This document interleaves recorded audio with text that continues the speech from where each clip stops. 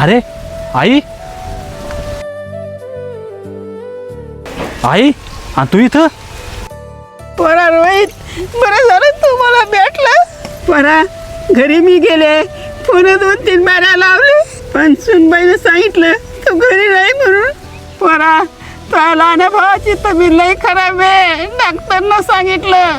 ते आता वाचू शकत नाही. आई तू पारशिंग कशाला होती? आपण नाही का राहुलकडे जाऊ. चल हा परा चल लवकर. हा परा चल चल आई. बघ परा तुझ्या भावाची तब्येत किती खराब आहे. आई एवढं सगळं झालं आणि तो मला सांगितलं पण नाही. परा मी सांगितलं बी होतं, सुनबाईला फोन केलते. मी म्हणले होते याला दवाखान्यात घेऊन जायची गरज आहे आणि पैशाची बी गरज आहे. मी 2-3 बाऱ्या घरी गेलते. सुनबाईने तुला सांगितलं नाही का?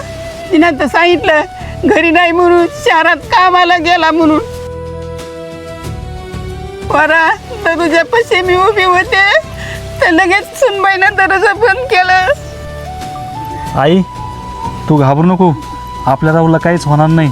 आपण काय करू, राहुलला चांगल्या हॉस्पिटलला घेऊन जाऊ.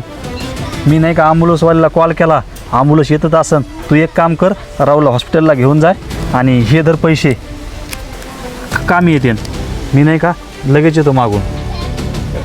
परा तू जरा लवकर ये.